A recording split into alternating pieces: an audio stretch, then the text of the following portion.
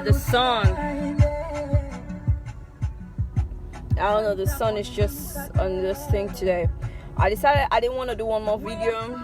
I decided to do this one.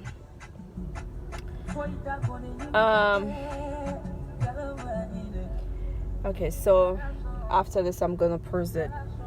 So did I say to the songs, I'm gonna talk about some history, some questions that we're gonna, what I wanted, I'm hearing expressively not to say it. I wanted to ask the question because this question is gonna help us as Israelites to defend who we are, because most of us, they've not asked this question yet, but they know this question and they're gonna try to get the family name of this to get an answer. Sorry, I was eating. I didn't know I have something on my. I was eating vegan pizza that I got. So the question: what was the last name of King David in the Bible? Or was the last name of the king? Jeroboam. Yes, they're still around us today. And last question. I wanted to put this on my Facebook, but I'm thinking putting it on my YouTube. Who were the Maracas? Remember I told you yesterday, hold the word Marak. So the question is, who are the Maracas? Hi, cousin Lily, how are you? I know we know where they live in Africa, in West Africa, and you said, okay, they're from Mali. You give some more information, but I want you to dig deep before I dig, so it will not be something off the bet, off the record. I was not in a very good place before I came here right now, so I said, let me just get myself my pizza and leave. There's so many things that we need to know, because if you do not know who you are to defend who you are, they're going to destroy you and claim that they are you, they're you. No matter how you work in the system, you will end up penniless if you're not careful. Except if you sell your birthright to them. Okay. So, there are many things that we are going to learn. And I'm going to put it on this Facebook. People are like, well, we don't know the name. So how can you defend your Israelite? How can you defend your Egyptian? How can you defend you're from King Tut? I have an idea that King Tut descendants are alive, and most of them are in West Africa, scattered around the Israelite tribes. So we've mixed with each other, and they still have his name, but not the Haman. They still have his name. I'm operating by. So there are things that nobody need to tell you, but you need to you need to connect spiritually. And this thing is above people's head, and you hear clowns coming and talking that they're from the lineage of Solomon, but their last name has nothing to do with the lineage of Solomon. It's not an Ephraimite name. It's not the names. They are now naming themselves Kamaras. They're now naming themselves. They might have descended from a Kamara. Who knows? Because the pastor told me that Geaz's bloodline is majority now European because of what he did when Naaman was leprous and white as snow.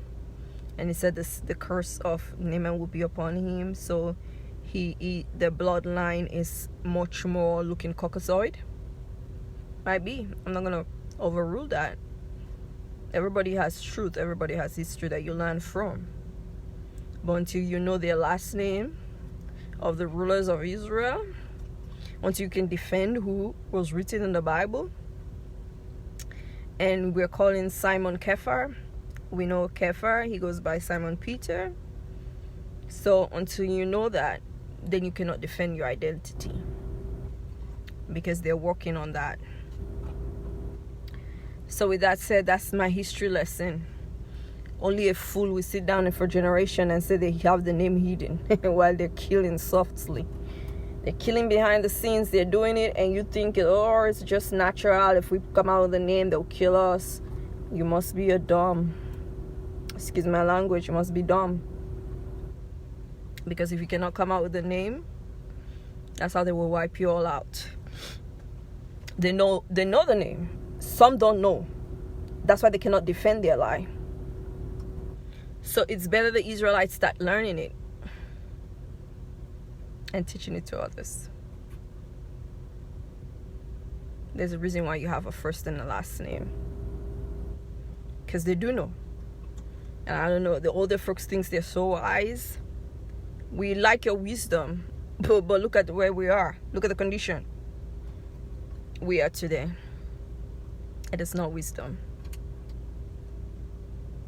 Because knowing the truth sets you free. So all of a sudden my lighting is off a little bit, but this is where I'm gonna talk about knowing the truth will set you free.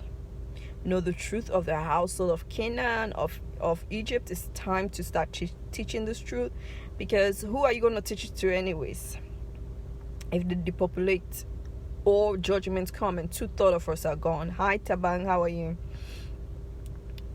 2/3 of our people are gone, because oral history was what kept us alive. The sun is very much. So with that being said, let's learn who we are and whose we are.